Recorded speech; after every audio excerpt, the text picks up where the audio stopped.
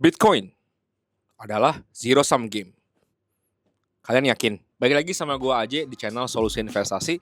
Pada hari ini gue mau bahas drama yang lagi bener-bener viral di negara Konoha. Pastinya drama ini tidak jauh tidak bukan mengenai BTC atau Bitcoin. Karena nih kalau gue, buat temen-temen yang belum update ya di X, gue ceritain aja lah. Nih gue mungkin gak mau nyebutin namanya siapa aja yang berdrama. Tapi di Konohagakure kita Indonesia tercinta ini ada banyak Hokage, tapi kita anggap aja ini ada satu Hokage ya, yang namanya Lamborghiono Gabrielero ya. Nah, si Lamborghiono Gabrielero ini pernah ikut podcast yang menjelaskan gimana terbentuknya Bitcoin, gimana Bitcoin itu seperti apa. Dan menurut gua ini tuh benar, karena memang beliau si Lamborghiono ini memang udah pegang Bitcoin dari lama dan memang industrinya dia sendiri. Lalu Hokage yang lain nih, Hokage yang lain juga sama-sama powerful.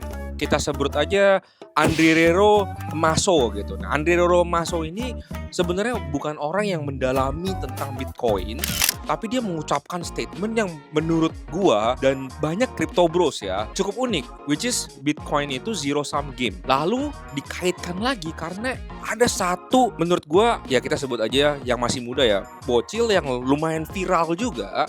Kita sebut aja Sul Sahur. Nah, ini dia itu sempat bilang kalau Bitcoin ini zero sum game. Nah, pertanyaan gua sekarang, semua orang itu entitled dengan opininya masing-masing. Termasuk gua nih di sini. Menurut gua, kalau pengertian Bitcoin itu zero sum game, pengertian zero sum game adalah untuk satu pihak untung, maka pihak yang lain harus rugi. Ini salah. Ini salah dan goblok. Buat orang-orang yang percaya dan ngomong ini, salah, goblok, gembel, SGG gitu.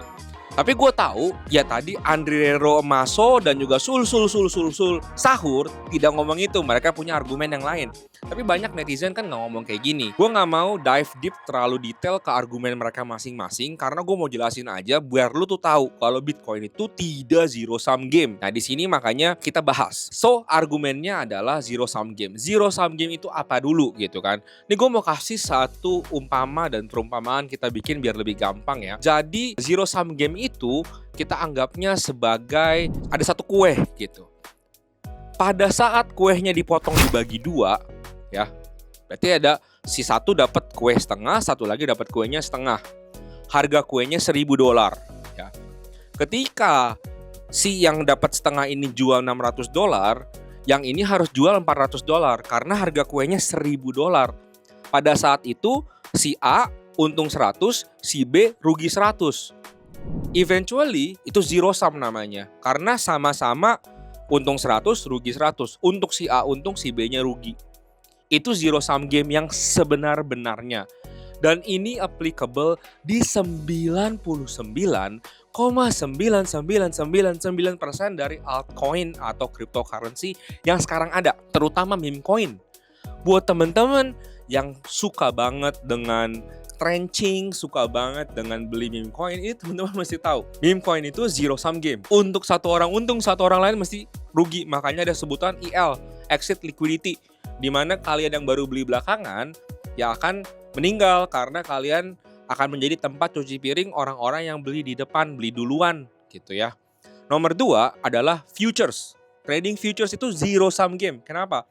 Karena futures itu sebenarnya seperti kalian betting against the market atau against the exchange. In some exchanges gua nggak bisa sebutin. Tapi di sini itu zero sum game. Kenapa? Karena untuk posisi short untuk untung, posisi long harus rugi.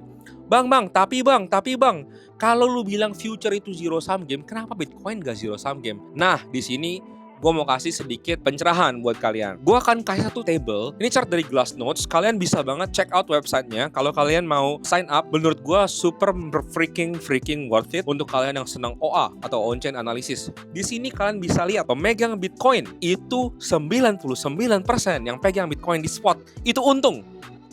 Gimana caranya zero sum game 99,99%-nya untung? Hari ini Bitcoin itu 110.000. Peaknya 110.000. Artinya orang-orang yang rugi adalah orang yang beli Bitcoin di 111.000.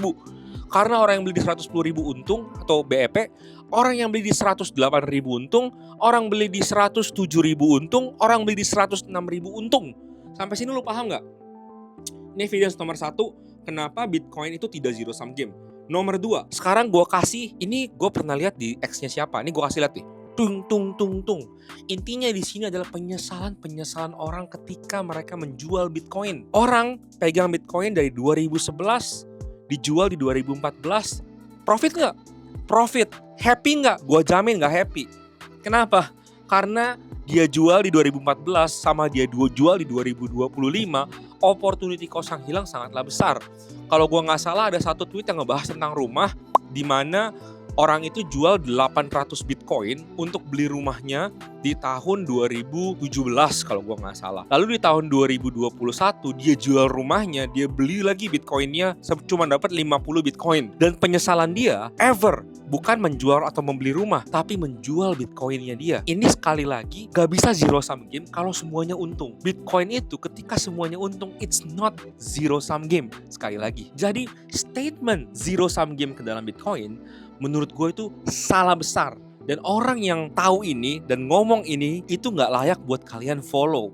Gak layak buat kalian dengerin. Perkara duitnya triliunan, perkara duitnya banyak sebanyak apapun, ya orang salah tetap salah gitu. Ini terserah kalian mau ngomong apa gitu. Terserah. Kalian itu gak bisa jadi netizen-netizen kayak gini nih.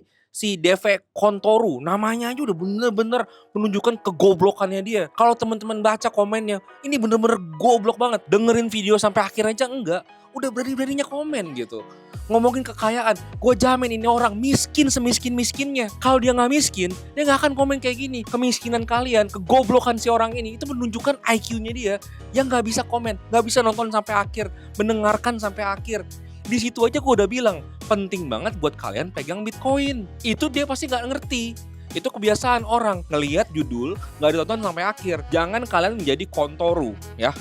Dan ingat, BTC itu bukan zero sum game. Gitu aja dari gue. Sorry, kali ini videonya agak tebas-tebas. Gue harap kalian masih oke. Kalau nggak oke, besok gue akan PMA. Bener-bener senyum, lemah lembut, cabi. Tapi menurut gue ini udah keterlaluan. Karena banyak banget di Konoha ini yang sibuk drama mikirin BTC itu zero sum game. Dan akhirnya yang terjadi apa? Kita semua malah nggak beli Bitcoin dan jadi susah gitu. Jadi nggak mikir kalau Bitcoin itu utility-nya penting banget, which is store of value. Nggak bisa sesuatu yang zero sum game semuanya untung.